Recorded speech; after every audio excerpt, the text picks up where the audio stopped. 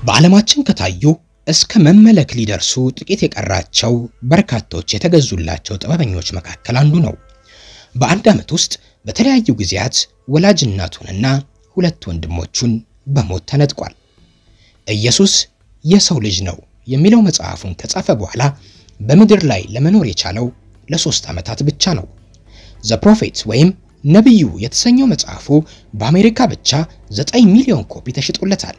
አማርኛን ጨምሮ ከ43 በላይ ቋንቋዎችም ተተርጉሞ በየሰው ቤቱ ገብቷል። ዝናን ባተረፈባቸው ጥልቅ መንፈሳዊ ጽሑፎቹና በግል ሕይወቱ መካከል ያለው ግዙፍ ተቃርኖ የነፍስ ስቃይን ፈጥሮበት አእምሮ እስከ መቃወስ ደርሷል። ዝናው ያመጣበትን የአድናቂ ማዕት ሽሽትም ሻማ ብቻ የሚያበራባትን ገዳሜ የሚላትን አንድ ክፍል አፓርታማ ከርችሞ ይሄንን አራክ የተባለ የሊባኖስ አረቄ መጠጣት የዕለት ከዕለት ልምዱ ነበር። በ48 ዓመቱ ለመሞቱም ይህ ዋነኛ ምክንያት ነው። ታላቁ ጥበበኛ ካሊል ጂብራን ትውልዱ ሊባኖስ ነው። ከሊባኖስ ዋና ከተማ ቤይሩት በስተሰሜን በሚገኘው የተቀደሰው ሸለቆ ወይም ዋዲ ቃዲሻ አፋፍ አንድ ጠርዝ ላይ ባለችው አነስተኛ የብሻሪ ከተማ በጃንዋሪ 6 እንደ አውሮፓውያን አቆጣጠር 1883 ተወለደ። የልጆቿ መጻኢ ዕድል እጅጉን የሚያሳስባትና ለጥበብ ስስ የሆነ ነፍስ ያላት የካሊል ጂብራን እናት ካሚላ ራህሜ የጂብራን አባት ሶስተኛ ባሏ ነበር። ከበፊት ትዳሯ ያገኘችውን ቡትሮስ የተባለ ልጅ አላት። ካሚላ ከጂብራን አባት 3 ልጆችን ወለደች። ጂብራን የመጀመሪያ ልጅ ሲሆን ከሱ ስር ማሪያናና ሱልጣን የተሰኙ 2 ወንድምና እህቶች ነበሩት። የካሚላና የካሊል ጂብራን አባት ትዳር ግን ችግር ያልተለየው ችግር የማያጣው ሆነ። ቤተሰቡን ማስተዳደሪያ ያላጣው የካሊል ጂብራን አባት አደገኛ የመጠጣትና የቁማር ሱስ ተጠናውቶታል። ለዚህም ነው የገጠር የእርሻ ቦታውን እርግፍ አድርጎ የተወው። በመድኃኒት ንግድ ላይ ቢሰማራም ከቁማርና ከስካሩ የሚተርፈው ጊዜ ስላልነበረው ይሄም አልተሳካለትም። በመጨረሻም በወቅቱ በሶሪያ ስር የነበረችው ሊባኖስን በሚያስተዳድሩት ኦቶማን ትርኮች በተሾመው የአካባቢ አስተዳዳሪ ስራ ተቀጥሮ መስራትም ጀመረ። እዚህም ግን የስካርና የቁማር አባዜው አልለቀቀውምና ገንዘብ በመመዝበር ወንጀል ተከሶ የቤቱን ንብረት ተወርሶ ዘብጥ እያወረደ በእንቅርት ላይ ጆሮ ደግፍ እንዲሉ እንዲሁም በችግር ልጆቿን ለማሳደግ ለላይታች የምትለው ካሚላን ከቁማርና መጠጡ የሚተርፈውን ገንዘብ የሚወረውርላት የቤቱ አባወራ ወህኒ ሲወርድ ሰማይ ተደፋባት። ከመታሰሩ የባሰው ደግሞ የታሰረበት ወንጀል አሳፋሪነትና የቤተሰቡን ንብረት አብሮ ማወረሱ ከችግሩ ባልተናነሰ የካሚላን ክብር ተፈታተነው። ይህች መንፈሰ ጠንካራ ሴት ግን ይህ ክፉ ዕጣ እንዲህ በዋዛ የሚያንበረከካት አይነት አልነበረችም። እናም የ16 ዓመቱን ቡትሮስን የ12 ዓመቱን ካሊል ጂብራንን የ9 እና የ7 ዓመት ዕድሜ ያላቸውን ማሪያናና ሱልጣናን ይዛ ከዚህ ቀደም ወንድሟ ወደ ተሰደደባት አሜሪካ ለመሰደድ ቆረጠች። እናም አደረገችው። በ1895 የአውሮፓውያን አቆጣጠር ልጆቿን ይዛ አሜሪካ ከተፋለች። ካሚላ ጥልፍ ሰርታ እንዲሁም ሌሎች ጨርቃ ጨርቆችን ይዛ ከቤት ቤት እየዞረች በመሸጥ ልጆቿን ማሳደግ ጀመረች። አሜሪካ እስከገቡበት ጊዜ ድረስ የ12 ዓመት ታዳጊ ካሊል ጂብራን የትምህርት ቤት ደጅ ረግጦ አያውቅም። ቢሆንም ግን ቤት የሚመጡት ቄሶች አረብኛና የመጽሐፍ ቅዱስ ታሪኮችን አስተምረውታል። የ12 ዓመቱ ታዳጊ ካሊል ጂብራን አሜሪካ እንደገባ ወዲያው የስደተኛ ቤተሰብ ልጆች እንግሊዝኛ ቋንቋ ወደሚማሩበት ትምህርት ቤት ገባ። ከዚህ ጎን ለጎን ደግሞ የስዕል ትምህርቱን ጀመረ። በስዕል ችሎታው የተደመሙት አስተማሪዎቹ ጂብራንን ፍሬድ ሆላንድ በተሰኘው የዘመኑ የተራቀቀ የኒውዮርክ አርቲስት ጋር አስተዋወቁት። ይህ ሰው የካሊልን ሕይወት ወለል አድርጎ የከፈተለት ሰው ሆነ። ታዳጊው ጂብራን በዚህ ፍጥነት ገና አሜሪካ እንደገባ ወደ ምዕራባውያን አርቲስቶች ዓለም ይህን ያህል መሳቡ ግን ካሚላና ታላቅ ወንድሙ ቡትሮስ አልወደዱለትም። የምዕራባውያን ባህል ተጽዕኖ ፈርተውታል። የሀገሩን ባህልና የኪነ ጥበብ ስልት ይረሳል ብለውም ሰግተዋል። ስለዚህም በ15 ዓመቱ ቤይሩት ውስጥ በሚገኘው የማሮናይት ቤተክርስቲያን ስር ባለው መሰናዶ ትምህርት ቤት እንዲሁም ሂክማ በሚሰኘው የከፍተኛ ትምህርት ተቋም ስር ትምህርቱ ሊከታተል ዘንድ ላኩት። በዚህ ቆይታውም ከክፍል ጓደኞቹ ጋር የተማሪዎች የሥነ ጽሑፍ መጽሔትን አቋቁሞ በግጥም ችሎታውም የትምህርት ቤቱ ባለቅኔ ተሰኝቶ በ19 ዓመቱ ዳግም ወደ አሜሪካ ተመለሰ። ወደ አሜሪካ ከመመለሱ ከሁለት ሳምንታት በፊት ግን የመጨረሻ ታናሹ ሱልጣና በ14 ዓመቷ በቲቢ ሳቢያ ሞተች። በአመቱ ደግሞ ታላቅ ወንድሙ ቡትሮስ በሳምባ ነቀርሳ፣ እናቱ ካሚላ ደግሞ በካንሰር ተከታትለው ሞቱ። በዚህ ጊዜ በኋላ የካሂሊን ጂብራን ብቸኛ አጋር እህቱ ማሪያና ብቻ ሆነች። በልብስ ስፌት ሱቅ ውስጥ ተቀጥራ እየሰራች ራሷንና በስዕል እንዲሁም በግጥም ነፍሱ ያበደችውን ወንድሟን ትደግፍ ጀመረ። ኑሮን ለማሸነፍ ከሊባኖስ ተሰዶ አሜሪካ ከከተሙ በአብዛኛው የነ ጂብራን ሀገር ሰዎች ተሯሩጠው እዚያም ብለው ዶላር መሰብሰብ እንጂ ስዕል ስላለው መጽሐፍ እጽፋለሁ የሚሉትን ነገር በጥሩ አይን የሚታይ የሰነፍ ስራ ነው። እናም ምንም እንኳን እህቱ ማሪያና ብቻዋን ወንድሟን መንከባከቧ ትልቁ ደስታዋ ቢሆንም እህቱ የተባለች የምትኖረው ይህ አርቲስት ነኝ ባይ ወጣት በሀገሩ ሰዎች ዘንድ ስሙ በሐሜት ከመነሳት አልዳነም። እንደ አውሮፓውያን አቆጣጠር በ1904 በ21 ዓመቱ ጂብራን በዴይ ስቱዲዮ ውስጥ የመጀመሪያ የስዕል ኤግዚቢሽኑን አቀረበ። ኤግዚቢሽኑ የተሳካም ነበር። ታዳሚውም ሆነ ሀያሲያኑ በስዕሎቹ ተደንቀዋል፣ ስዕሎቹንም ወደዋል። በዚህ ኤግዚቢሽን ላይ ጂብራን የእድሜ ልክ ጓደኛው የምትሆኑንና በህይወቱ እንዲሁም በስራዎቹ ላይ ትልቅ ቦታ ካላት ከሜሪ ኤልሳቤት ሃስኬል ጋር ተዋወቀ። ጂብራን በ10 ዓመት የምትበልጠው ሃስኬል ለጂብራን ስኬት ቁልፍ ሰው ነበረች። ሃስኬል ለዓመታት ጂብራንን በገንዘብ ደግፈዋለች። ያላትን ተጽዕኖ ተጠቅማ የሙያ ህይወቱን እንዲያሳድግም ረድተዋለች። በእንግሊዘኛ መጽሐፍ ሲጀምር እንግሊዘኛውን ያቀናችው እሷ ነች። የጂብራን ሁሉንም የእንግሊዘኛ መጽሐፍቱን አርትኦት የሰራችውም ሃስኬል ናት። እናም ደግሞ ብዙዎች እንዲህ ነው ብለው መግለጽ በሚከብዳቸው መልኩ የፍቅርና የኪነ ጥበባዊ ጓደኝነት ቅይጥ የሆነ ጥልቅ ወዳጅነት ነበራቸው። ይህ እንግዳ የሆነ የነፍስ ወዳጅነት ኋላ ላይ ሃስኬል ካገባች በኋላ ማለቀቃትም ወይም አላቆመም። ባሏ መተኛቱን ካረጋገጠች በኋላ ከአልጋዋ ቀስ ብላ ተነስታ የጂብራንን መጽሐፍት አርትኦት ትሰራ ነበር ይላሉ የጂብራን ታሪክ ጸሐፍት። ዓለም ስለዚህ ታላቅ ባለቅኔና ሰዓሊ ያወቀውን ያህል ሊያውቅ የቻለው በአብዛኛው ሁለቱ ከተጻጻፏቸው በመቶዎች የሚቆጠሩ ደብዳቤዎችና ከሃስኬል ዝርዝር የግል ማስታወሻ ነው።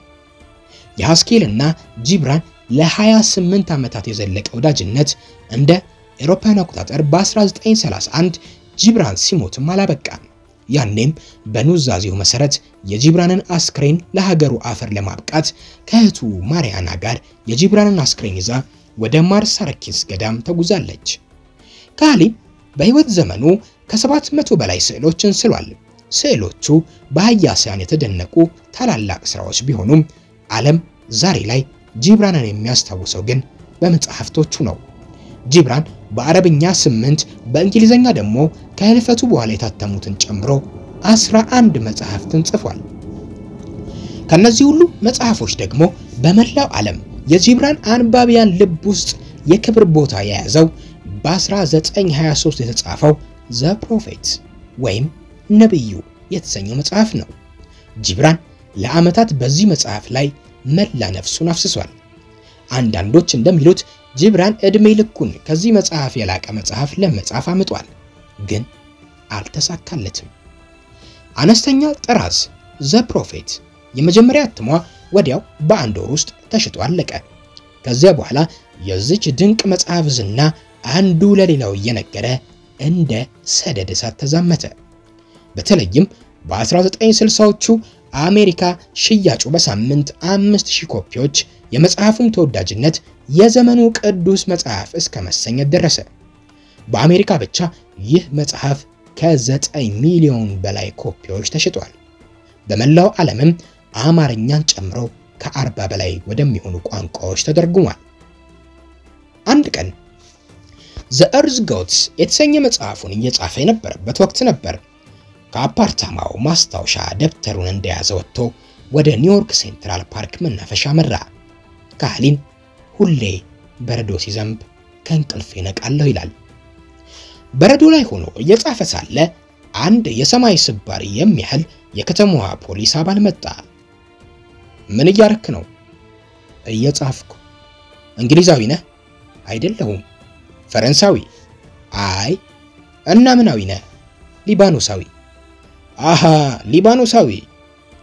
እንዲያ ከሆነማ ያንን ካሊል ጂብሪን ነው ማን ነው የሚሉትን ሊባኖሳዊ መጽሐፍ ጻፊ ሳታውቋት ቀርማ።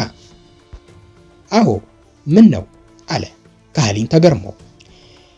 ይገርማል ወዳጄ አለ ፖሊሱ። አንዲት ውብና የተከበረች የተማረከች በውበቷ ሁሉንም ያስቀናች ሚስት ነበረችኝ። ምን ዋጋ አለው? የዚህ ካሊል ጂብሪል ነው ማን ነው የተባለ ሰውዬ መጽሐፍ ቤቴ ከገባ ወዲህ ሚስቴ ሌላ ሰው ሆናለች። ነጋ ጠባ ስራዋ የሱ መጽሐፍት ማንበብ ነው። ባህሪዋ ሁሉ ተቀይሯል። ሌላ ሴት ሆናለች። በጥልቅ ሐሳብ እንደተዋቀሽ ነው። የዚህ ሁሉ ሰበቡ ደግሞ የዚህ ማን ነው ካሊል ጂብሪል ነው ማን ነው የምትሉት ሰው መጽሐፍ ነው አለና ተከዘ ፖሊሱ። ግራ የተጋባው ይህ የኒውዮርክ ከተማ ፖሊስ ፈጽሞ ያልተረዳውና ጨርሶ ሊገምተው ያልቻለው ነገር ይህ አሁን ፊት ለፊቱ በረዶ ላይ ሆኖ የጻፈ ያለው ሰው ራሱ ሊባኖሳዊው ሰዓሊና ባለቅኔ ካህሊን ጂብራን መሆኑ ነው። ጂብራን ከዚህ በኋላ የጻፈው ሌላኛው ትልቅ ስራው ዘ ፕሮፌትን ከጻፈ ከ5 ዓመታት በኋላ ያሳተመው ጄሱስ ዘ ሰን ኦፍ ማን ወይም ኢየሱስ የሰው ልጅ ነው።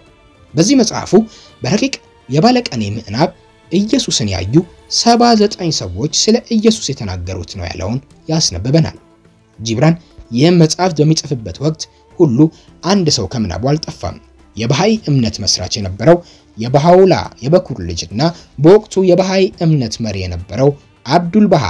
ጂብራን ከአብዱል ባሃ ጋር የተገናኘው አብዱል ባሃ ወደ አሜሪካ በመጣበት ወቅት እንደ አውሮፓውያን አቆጣጠር በ1912 ነበር። በአብዱል ባሃ መንፈሳዊ ስብዕና እጅጉን የተደመመው የያኔው የ29 ዓመቱ ጂብራን የ69 ዓመቱን አብዱል ባሃን ስሎት ነበር። ጂብራን ጂሰስ ዘ ሰን ኦፍ ማን ከጻፈ በኋላ በአብዱል ባሃ የሚተኩ ሌላ መጽሐፍትን የመጻፍ ህልም ነበረው።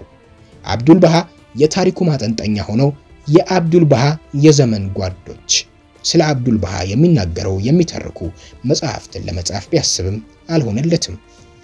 ጂብራን ጄሱስ ዘ ሰን ኦፍ ማን ከጻፈ በኋላ ከ3 ዓመት በላይ አልኖረም። ሌስል ሸሊንገር የተባለች አንዲት ጸሐፊ የጂብራንን አጭር ህይወት እንዲህ ትገልጸዋለች።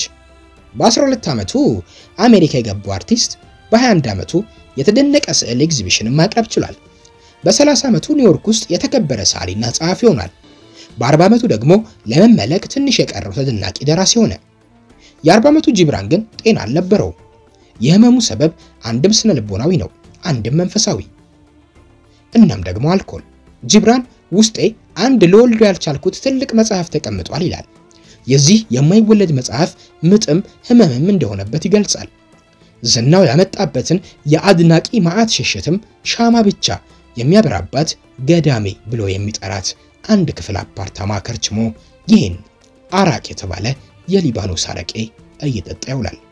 ታዲያ ጤናውም እየታወከ መጣ። የጂብራን መሰረታዊ ችግር ዝናን ባተረፈባቸው ጥልቅ መንፈሳዊ ጽሑፎቹና በግል ህይወቱ መካከል ያለው ግዙፍ ተቃርኖ የነፍስ ስቃይን ስለፈጠረበት ነው።